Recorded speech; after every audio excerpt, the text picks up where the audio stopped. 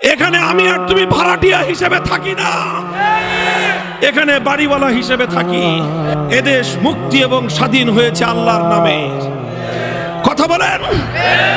সর্বশেষ স্বাধীনতার যে সংগ্রাম 1971-এর মুক্তিযুদ্ধ, সেই মুক্তিযুদ্ধের আগে 7ই মার্চে রেসকোর্সের ময়দানে মুক্তিযুদ্ধের আহ্বানী যে বক্তব্য ছিল, সেই ভাষণের সবচেয়ে শক্তিমান শব্দ যেটা ছিল, তবু এদেশের মানুষকে মুক্ত করে ছাড়বো।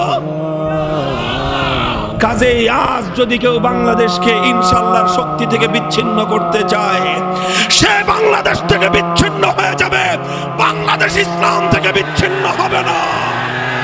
এভাবে নিজেদের অধিকার নিয়ে চলো। ইমানদার মনে রাখো, এই যে মাটিতে তুমি বসে আছো, যেই মাটিতে তুমি বিচরণ করছো, যে মাটিতে তুমি দিন গুজরাট করছো, এই মাটি, এই দেশ, এই জমিন, এখানে তুমি ভাড়াটিয়া না।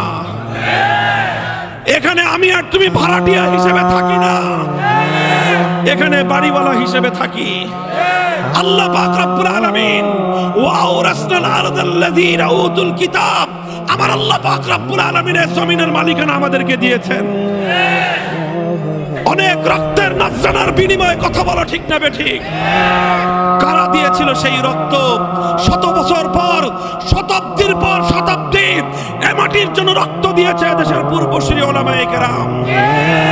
দেশ স্বাধীনতার যে সংগ্রাম 1971-এর মুক্তিযুদ্ধ, সেই মুক্তিযুদ্ধের আগে 7ই মার্চে রেসকোর্সের ময়দানে মুক্তিযুদ্ধের আহ্বানী যে বক্তব্য ছিল, সেই ভাষণের সবচেয়ে শক্তিমান শব্দ যেটা ছিল, তবু এদেশের মানুষকে মুক্ত করে ছাড়বো। হ্যাঁ, ইনশাআল্লাহ এটাই ছিল মুক্তিযুদ্ধের সবচেয়ে বড় হাতিয়ার। ইনশাআল্লাহর চেতনায় উজ্জীবিত হয়ে বাংলাদেশটা স্বাধীন হয়েছে, ইনশাআল্লাহর চেতনায় উদ্দীপিত হয়ে বাংলাদেশ মুক্ত হয়েছে। কাজেই আজ যদি কেউ বাংলাদেশকে ইনশাআল্লাহর শক্তি থেকে বিচ্ছিন্ন করতে চায়, সে বাংলাদেশ থেকে বিচ্ছিন্ন হয়ে যাবে, বাংলাদেশ ইসলাম থেকে বিচ্ছিন্ন হবে না। মনে রাখবেন একটা কথা, বাংলাদেশ এবং ইসলাম, বাংলাদেশ এবং ইসলাম একটার সাথে আরেকটা অঙ্গাঅঙ্গি ভাবে জড়িয়ে আছে। বাংলাদেশ থেকে ইসলাম আলাদা করলে বাংলাদেশ থাকে না। বাংলাদেশ থেকে ইসলামের সম্পর্ক দুর্বল হয়ে গেলে বাংলাদেশের স্বাধীনতা টেকে না, বিপন্ন হয়ে যায়। কেন? কারণ আমি এই বাংলাদেশের ইতিহাস জানি। এই বাংলাদেশটা কিভাবে গঠিত হয়েছে তার দীর্ঘ ইতিহাস আমরা পড়েছি। সেই ইতিহাস রন্ধে রন্ধে আমরা রপ্ত করেছি।